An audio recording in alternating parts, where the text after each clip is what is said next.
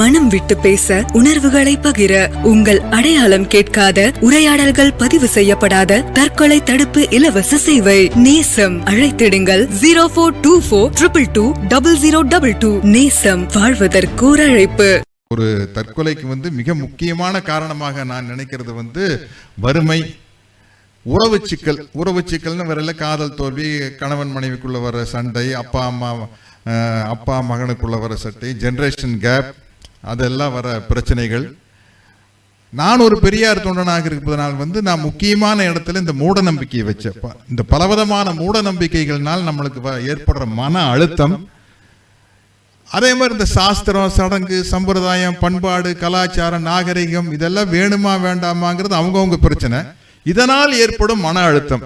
நான் இந்த சப்ஜெக்டில் ரொம்ப இன்ட்ரெஸ்ட் இருக்குனால தொடர்ந்து டிவியில் இது சம்பந்தப்பட்ட நிகழ்ச்சியை பார்க்குறப்போ ஒரு சைக்காட்ரிஸ்ட், அவங்க பேர் எனக்கு மறந்துருச்சு, சைக்கோ சொசைட்டல், எனக்கு சரியா இங்கிலீஷ் வராது, உங்களுக்கு எப்படி தமிழ் வராதுன்னு சொல்லிட்டு நல்லா தமிழ் பேசுனீங்க, ஆனால் எனக்கு உண்மையிலேயே இங்கிலீஷ் வராது.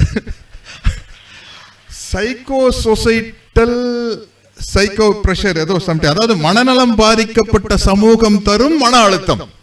இந்த சமூகமே மனநலம் பாதிக்கப்பட்ட சமூகம். அந்த சமூகத்தினால் ஏற்படும் மன அழுத்தம் அப்படிங்கிறது நான் எப்படி புரிஞ்சுக்கிட்டேன்னா, இந்த பலவிதமான மூட நம்பிக்கைகள், இந்த ட்ரெடிஷன், பாரம்பரியம், பண்பாடு, கலாச்சாரங்கிறது அது தேவையா தேவையில்லையாங்கிறது அவங்கவுங்க பிரச்சனை. நான் இதெல்லாம் நான் என்னுடைய அனுபவத்தை வச்சுட்டு நினச்சிக்கிறது. நான் இப்போ டாக்டர்கிட்டையும் கூட போய் எங்கேயோ சூரியன் எஃப்எம்ல பேட்டி கொடுக்கல சொன்னேன்.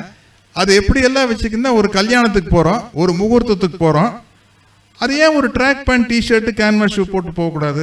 அப்படியே வாக்கிங் போனால் வாக்கிங் போகிற வழியில் நம்மளுக்கு தெரிஞ்சவங்க கல்யாண வீடு உள்ளே வணக்கங்க சவுக்கியமாக கேட்டு போக வேண்டியது தானே. அதுக்கு ஒரு ட்ரெஸ்ஸு, அது இந்த வெள்ளைக்காரன் வேறு டின்னர் சூட்டு, இது சூட்டு, காலையில் டிஃபன் சாப்பிட்றதுக்கு ஒரு ட்ரெஸ்ஸு, மத்தியான சாப்பாட்டுக்கு ஒரு ட்ரெஸ்ஸு, அது ஏன் அவ்வளோ கட்டுப்பாடு?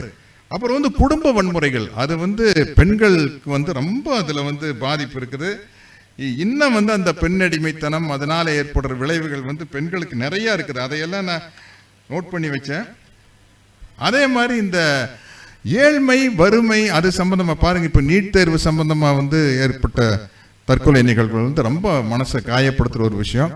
ஏன்னா நீட் தேர்வு சரி தவறுன்னு ஆதரவாகவும் எதிராகவும் எந்த ஒரு கொள்கைகளுக்கும், கோட்பாட்டுகளுக்கும், ஒரு சிஸ்டத்துக்கும் ஆதரவாக எதிராக பேசுவாங்க.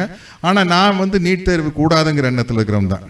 ஏன்னா அந்த முதல் தலைமுறை பட்டதாரிகள்ங்கிறது ரொம்ப கஷ்டங்க, ரொம்ப ரொம்ப கஷ்டம். ஏன்னா நான் ஓரளவுக்கு உருப்படியாக படித்தேன் அப்படின்னா என் பெற்றோரெல்லாம் படித்தவங்க. என் குடும்பத்தில் வறுமை பிரச்சனை கிடையாது. முதல்ல வறுமை பிரச்சனை கிடையாதுங்க. ஒரு கணவன் மனைவிக்குள்ள எந்த கடையில் புடவை வாங்கலான்னு சண்டை வரலாம், புடவை வாங்குறது காசு இல்லைன்னு சண்டை வரக்கூடாது. அது எவ்வளவு பெரிய கொடுமையான விஷயம் யோசிச்சு பாருங்க. அப்புறம் இந்த பொருளாதார சிக்கல் அப்படிங்கிறது மிக முக்கியமான இடத்த வகிக்குது. ஒரு குடும்ப சூழல், இதெல்லாம் சேர்ந்துதான். அதனால நம்ம புதிய தலைமுறை பட்டதாரிகளை உருவாக்குறது ரொம்ப முக்கியம். ஒரு டாக்டர் குடும்பத்தில் பிறந்த ஒரு பையனோ பொண்ணோ டாக்டர் ஆகிறது ஈஸிங்க, ரொம்ப ஈஸி. ஒரு வக்கீல் குடும்பத்தில் பிறந்த ஒரு பையனோ பொண்ணோ வக்கீல் ஆகிறது ரொம்ப ஈஸி.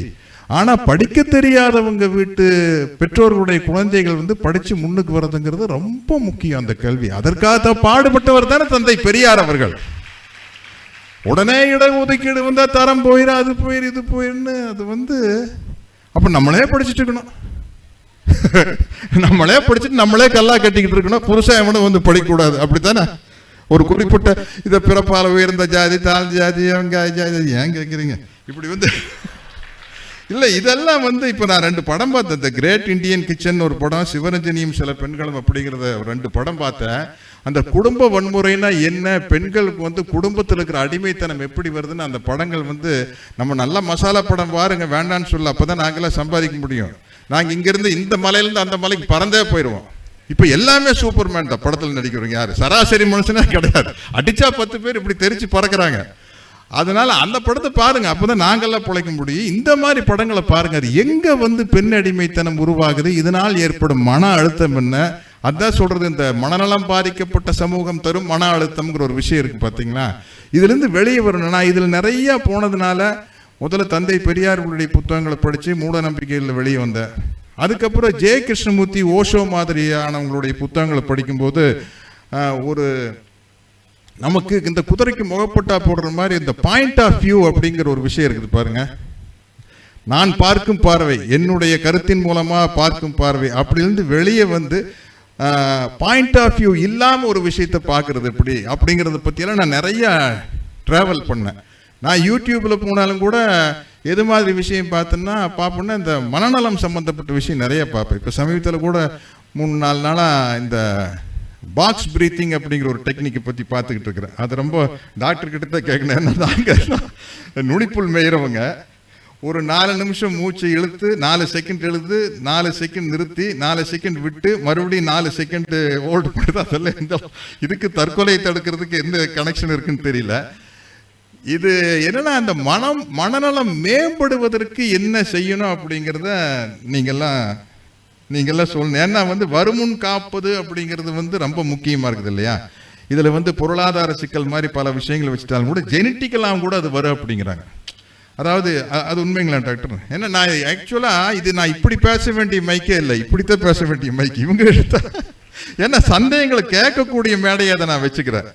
நான் கருத்து சொல்கிறேன், நான் அறிவுரை சொல்கிற மேடை இல்லை, நான் அறிவுரையை கேட்குற மேடையாக நான் நினச்சிக்கிட்டு இருக்கேன். இந்த மேடையை ஜெனட்டிக் ரீசன் இருக்குது இல்லைங்களா, ஜீன்லேயே வந்து இருந்தால் இருக்கிற ஒரு பிரச்சனை இருக்குது, சமூக அமைப்பின் காரணமாக பிரச்சனை இருக்குது, குடும்ப வன்முறை பிரச்சனை இருக்குது இல்லைங்களா. இதுலேருந்தெல்லாம் எப்படி வெளியே வர்றது அப்படிங்கிற ஒரு வகுப்பு நடந்தால் நல்லா இருக்குமா அப்படின்னு தோணுது.